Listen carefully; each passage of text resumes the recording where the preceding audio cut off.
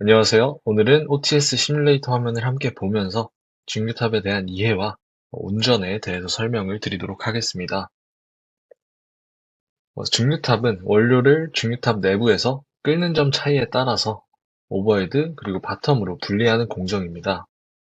끓는 점이 낮은 가벼운 성분들은 탑 상부로 올라와서 오버헤드 프로덕트로 나가게 되고, 끓는 점이 높은 무거운 성분들은 탑 하부로 내려와서 바텀 프로덕트로 빠져나가게 됩니다.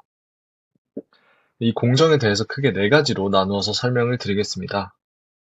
첫 번째로는 피드와 트리트 시스템, 두 번째로는 오버헤드 리시버에서의 프레셔 컨트롤, 세 번째로는 바텀에서의 리보일링, 네 번째로는 이 증류탑 단수에 따른 온도 분포입니다.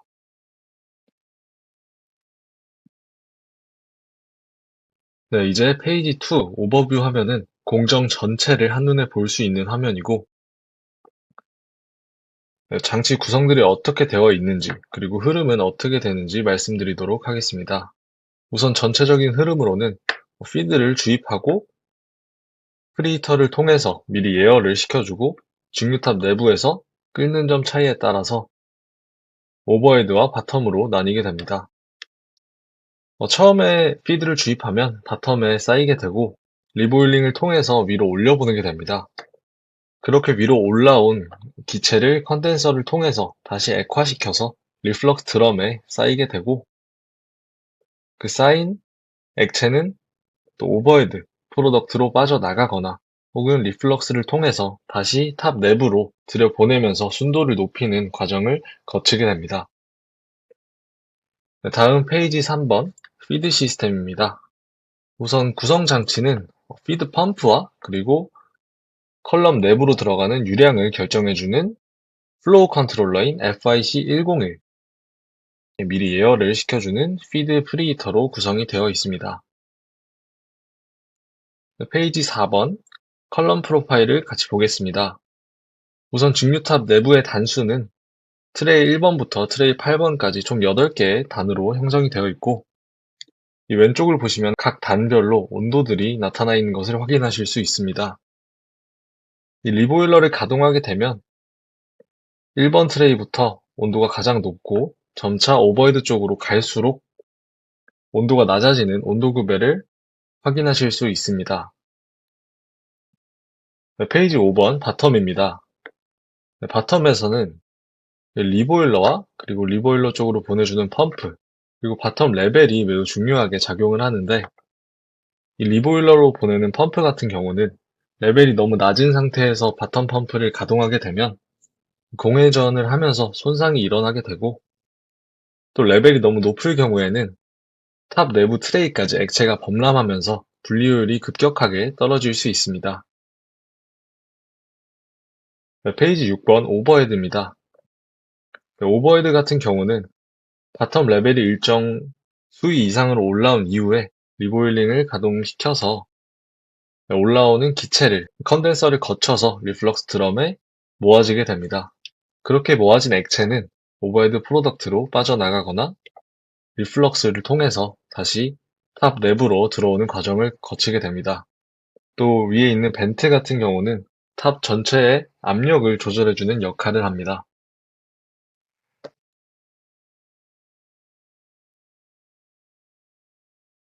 네, 이렇게 증류탑의 구성과 장치들, 그리고 전체적인 흐름에 대해서 설명을 드렸는데, 이제는 디스틸레이션 타워의 스타트업, 즉 시운전에 앞서서 반드시 완료해야 하는 사전 준비 및 점검 사항에 대해서 말씀드리도록 하겠습니다. 첨부된 매뉴얼을 틀어놓고 같이 따라와 주시면 감사하겠습니다. 우선 첫 번째로 시운전의 인력 구성입니다. 이 점검 단계에서는 2에서 3일간 정상 운전 인력보다 1.5에서 2배수로 조직하는 것이 바람직합니다. 시운전 기간에는 정상 운전보다 다양한 돌발 상황들이 발생할 수 있기 때문에 인원을 충분히 보강시켜 주셔야 됩니다. 두 번째로는 매니지먼트는 사전에 반드시 가동 전의 안전 점검 등을 실시하면서 형식적으로 점검하는 것이 아니라 실질적인 위험 요소를 사전에 제거해 주셔야 됩니다. 세 번째로는 시프트 슈퍼바이저, 프로세스 엔지니어, 그리고 컨트롤과 필드 오퍼레이터까지 다 함께 액션 플랜을 공유하고 메인터넌스와의 긴밀한 협조 체제를 사전에 구축하셔야 됩니다. 네 번째로는 워터워싱입니다. 정비 기간 중에 부득이하게 발생한 제반 오염물질, 이물질을 청소하기 위해서 직류탑 내부와 일부 관련 장치를 워터워싱을 실시해 주셔야 됩니다.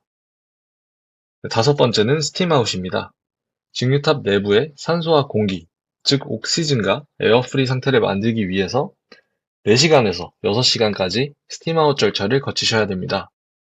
이를 통해서 사전에 가스나 가연성 물질들을 제거함으로써 화재나 폭발 등의 위험 요소를 감소시켜 줍니다. 여섯 번째로는 블랭킷 가스 주입입니다. 스팀 아웃으로 뜨거워진 장치에 차가운 피드가 갑자기 주입되게 된다면 장치 내에 음압 또는 진공 현상이 발생하기 때문에 이를 방지하기 위해서 블랭킷 가스를 사전에 주입시켜 줍니다. 마지막 일곱 번째 단계입니다. 이 합동 현장 점검 단계인데 지금까지의 프리스타트업을 진행하는 과정에서 정비, 기계, 계기, 전기팀과 합동으로 현장 장치 점검을 실시해야 합니다. 여기서 발견된 모든 결함은 스타트업 전에 반드시 조치되어야 안전한 스타트업 절차를 진행을 할 수 있습니다. 이런 식으로 공정 개요와 그리고 사전 준비 설명을 마무리했는데 다음 영상에서는 스타트업 절차를 같이 학습해 보도록 하겠습니다. 긴 시간 동안 시청해 주셔서 감사합니다.